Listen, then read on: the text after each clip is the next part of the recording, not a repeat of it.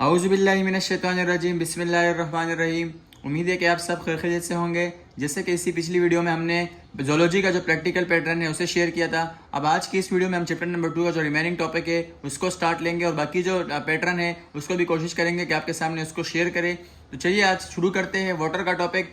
जैसे कि आपको पिछली वीडियो में मैंने बताया था जो चैप्टर नंबर 2 का था कि वाटर इंसानी जिस्म में जो सेल है, सेल के 70 to 90% जो प्लेस है वो वाटर से फिल है, यानी वाटर इंतहाई इंपॉर्टेंट है इंसानी सेल के लिए। तो आज की इस वीडियो में हमने फैसला किया है कि शॉर्ट नोट ऑन वाटर पे एक टॉपिक बनाया जाए। इस क्वेश्चन में आपके पास अक्सर रीजनिंग के क्वेश्चन आते हैं, कभी शॉर्ट क्वेश्चन में भी आ जाता है। तो चलिए शुरू करते हैं। सबसे पहले इसका इंट्रोडक्शन यानी वाटर का इंट्रोडक्शन करते हैं। तो the living system is made up of 70 to 90% of water, यानी हमारी जो जानदार का जो सिस्टम है, यानी इंसानों का, यानी जानवर, यानी जितने भी ह्यूमन बींग है या फिर एनिमल्स है, उन सब के जो सिस्टम है 70 से 90% जो है वो वाटर पर मुश्तमिल है। तो वाटर इंतहाई इंपॉर्टेंट है, यानी 70 से 90% एक चीज को वाटर बना रहा है तो वाटर की कोई इंपॉर्टेंट होगी। इस वजह से वाटर इंतहाई इंपॉर्टेंट है इंसानी सेल के लिए। इसके बाद इसके टॉपिक में आता है मॉलिक्यूलर फार्मूला। तो जैसे कि आपको पता है कि H2O इसका मॉलिक्यूलर फार्मूला है, यानी 2 हाइड्रोजन के एटम एक ऑक्सीजन के एटम के साथ हाइड्रोजन बॉन्डिंग करते हैं, जिसके नतीजे में वाटर का एक मॉलिक्यूल बनता है। उसके बाद इसके नेचर के ऊपर जाते हैं कि वाटर किस नेचर का है, यानी इसकी फितरत क्या है। तो it is a polar molecule. ये एक पोलर मॉलिक्यूल है। पोलर मॉलिक्यूल से क्या मुराद है? इसका मुराद ये है कि इसका एक एंड जो है वो नेगेटिव है, एक पॉजिटिव है। जैसे कि H2O की बात करें तो H के ऊपर H2 है, यानी 2H प्लस होंगे और ऑक्सीजन के ऊपर -2। तो एक प्लस वाला H है और एक माइनस वाला ऑक्सीजन है। तो इस तरह ये एक पॉजिटिव होता है, एक नेगेटिव होता है और उस वजह से अट्रैक्ट भी करते हैं। तो यहाँ पर ये लिखा है कि it is a polar molecule, यानी एक पोलर मॉलिक्यूल है। विच मीन्स, यानी इसका मतलब ये है कि it has a negative and and positive and, यानी इसका एक नेगेटिव एंड है और एक पॉजिटिव एंड है। ये था इसका नेचर।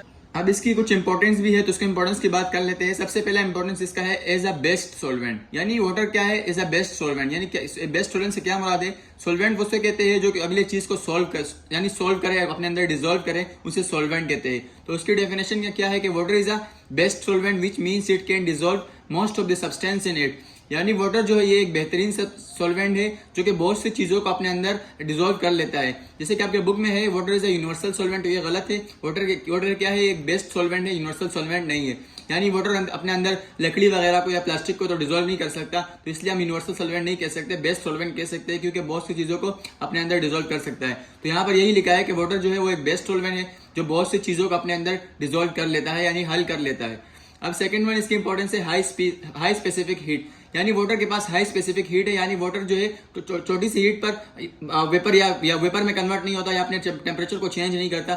यहाँ पे लिखा है कि एन एनर्जी, पहले सबसे पहले इसकी डेफिनेशन लिखा है कि स्पेसिफिक हीट की डेफिनेशन क्या है? An energy required to raise the temperature of 1 gram of substance by 1 degree centigrade is called specific heat capacity, यानी वो एनर्जी जो हमें रिक्वायर होती है 1 ग्राम सब्सटेंस के जो टेम्परेचर है वो 1 डिग्री से हम बढ़ाएं तो उसे स्पेसिफिक हीट कैपेसिटी कहते हैं। उसके बाद क्या है कि water has high specific heat capacity, यानी वाटर के पास स्पेसिफिक हीट कैपेसिटी बहुत ज्यादा है, जैसे कि 100 डिग्री सेंटीग्रेड है। तो इसलिए वाटर जो है वो थोड़े से टेम्परेचर पर अपने नेचर या अपने अंदर कोई चेंजेस नहीं लाता, केमिकल चेंजेस हो या फिर फिजिकल चेंजेस हो तो अपने अंदर वो नहीं लाता छोटे से टेम्परेचर पर। तो यहाँ पर यही लिखा है कि वाटर के पास हाई स्पेसिफिक हीट कैपेसिटी होती है। उसके बाद नेक्स्ट वन है हाई हीट ऑफ वेपराइजेशन, यानी वाटर के पास हाई हीट ऑफ वेपराइजेशन होती है। हाई हीट ऑफ वेपराइजेशन से मुराद ये है कि वाटर जो है वो छोटी सी हीट पर वेपर में कन्वर्ट नहीं होता, यानी भाप में कन्वर्ट नहीं होता। अगर मिसाल के तौर पर वो वाटर के पास high heat of capacity vaporisation कम हो तो वाटर जो है वो छोटी सी हीट पर वेपर में कन्वर्ट हो जाए और हम इंसान या फिर जितने भी एनिमल है उसका धूप में निकलना मुश्किल हो जाए, क्योंकि हम अगर बाहर निकलेंगे तो हमारे जो वाटर है जिसमें यानी 70 से 90% वाटर है तो वो भाप बन के निकल जाएगा, तो बाकी ड्राई वेट बच जाएगा, तो जिसकी कोई इंपॉर्टेंस इतनी ज्यादा नहीं है। तो यहाँ पर इसकी डेफिनेशन है water has high heat of vaporisation because it requires a lot of energy to convert it into vapours, यानी वाटर के पास हाई हीट ऑफ वेपराइजेशन है क्योंकि इसे रिक्वायर होता है अ लॉट ऑफ एनर्जी, यानी बहुत सी एनर्जी देनी पड़ती है तब जाके ये वेपर में कन्वर्ट होता है। जिससे कि हम 100 डिग्री सेंटीग्रेड पर बॉयल करते हैं तो वाटर के कुछ मॉलिक्यूल जो है वो वेपर में कन्वर्ट हो जाते हैं। तो इस तरह वाटर की हाई हीट ऑफ वेपराइजेशन है, ये भी इसके इंपॉर्टेंस है। इसके बाद नेक्स्ट वन है जो कि एज एन इम्पोर्टेरिक मॉलिक्यूल, कि वाटर क्या है? Water is an amphoteric molecule. जैसे कि अब मैंने पिछली जो पहला जो नेचर था वाटर का उसमें क्या था कि वाटर के पास एक पॉजिटिव एंड होता है, एक नेगेटिव एंड होता है। तो इस तरह से उसका जो नेचर है वो पोलर नेचर है। तो इस तरह यहाँ पे एक रीजन दिया जाता है कि state water is an amphoteric molecule. Reasoning के जो क्वेश्चन होते हैं मैं आपको एंड में भी बताऊंगा इस चैप्टर वगैरह के, और जो कोर्स कंप्लीट होगा तो उस एंड में बताया जाएगा कि कौन से रीजनिंग इंपॉर्टेंट है। तो उसमें अक्सर रीजनिंग आ जाता है कि water is an amphoteric molecule. तो वाटर क्या है? एम्फोटेरिक मॉलिक्यूल है। एम्फोटेरिक से मुराद ये है कि इसका एक एंड पॉजिटिव है, एक नेगेटिव है। तो यहाँ पर ये इसकी डेफिनेशन है कि water is an amphoteric molecule because it act as an acid और बेस। यानी वाटर जो है ये एक एम्फोटेरिक मॉलिक्यूल है, जिससे मुराद ये है कि एक जब H2O का हम ब्रेक करते हैं तो एक H आयन बनता है और एक OH आयन बनता है। और अगर आपने पिछली क्लासेस में pH या POH का कॉन्सेप्ट पढ़ा हो तो उसमें ये होता है कि pH में हम H आयन की बात करते हैं और POH में हम OH आयन की बात करते हैं। अगर pH हो तो वो एसिड है और POH हो तो बेस है। तो इस तरह वाटर के पास जो है वो दोनों होता है, यानी कि एसिड के तौर पर भी काम कर सकता है और बेस के तौर पर भी। Due to this property, it acts as a buffer solution, which means it prevent a change in pH of a solution।